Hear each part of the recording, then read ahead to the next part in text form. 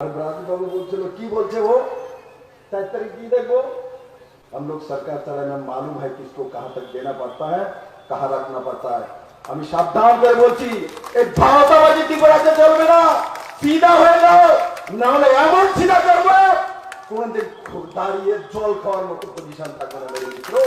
এই ভাওতাবাজি ত্রিপুরার মধ্যে নরেন্দ্র মোদীর নেতৃত্বে সরকার রয়েছে আর মানিক শাহর নেতৃত্বে ত্রিপুরাতে ভারতীয় জনতা পার্টি সরকার মাত্র 1 বছর রয়েছে আরো 4 বছর আছে এই পাওয়ারের ভাওতাবাজি আমরা দেই না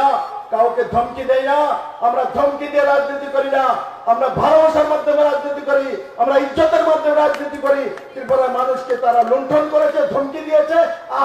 আসু তারা সেই স্বভাব থেকে পাল্টায়নি আমি বলছি এখান থেকে শুধরে যাও না হলে মাটির এত নিচে নিয়ে যাবো যে কোথায় বাপ কোথায় মা খুঁজে পাবে না জানা দরকার আপনাদেরকে জানা দরকার এদেরকে আর তারপরে ভেবেছিল সুধীর মজুমদারের সঙ্গে ভাব যেটা করে সেটা করবে আর তারপর যখন নরেন্দ্র মোদী শপথ গ্রহণ করেছে আমি দিল্লি থেকে ত্রিপুরাতে এসেছি ওই রাত্রে 11টার মধ্যে মন্ত্রী পরিষদ থেকে ওকে ঝাড়ু মেরে সাফ করে ফেলে দিয়েছিল कांग्रेस सीपीएम একখানে কলকাতাতে হওয়াতে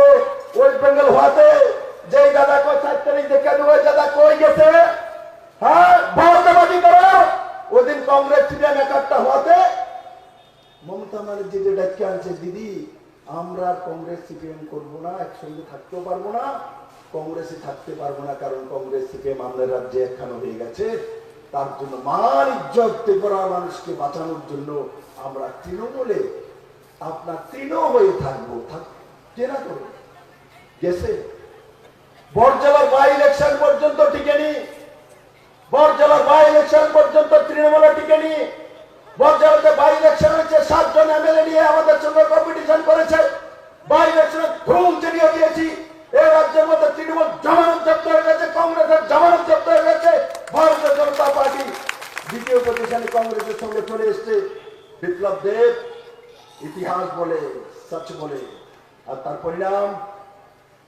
2018 3-4 মাসের ইলেকশন আগে তোমরা ঘুরে ফিরে আবার বিজেপিকে আমরা লয়ে যান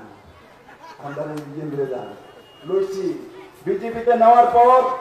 তাদেরকে এমএলএ টিকিট দেওয়া হয়েছে ওকে দেওয়া হয়েছে মন্ত্রী বানানো হয়েছিল মন্ত্রী বানানোর পর 2019 এর লোকসভা ইলেকশনের সময় এমনি লোকসভা ইলেকশন চলছিল নরেন্দ্র মোদীর বিরোধ করছিল আমার সঙ্গে মন্ত্রী থেকে বলছে যাকে খুশি তাকে ভোট দাও বলতে পারে যাকে খুশি তাকে ভোট দাও কংগ্রেসে তখন প্রদীপ কিশোর মানিক্য কংগ্রেস প্রেসিডেন্ট ছিলেন মহারাজ যে চলতে পারছে না বিশ্বত হতে পারে জানে মহারাজের কথা কংগ্রেসের জেনারেল থাকতে শুনলাম বিজেপির যে কংগ্রেসের যেটা ছিল তার কথা শুনে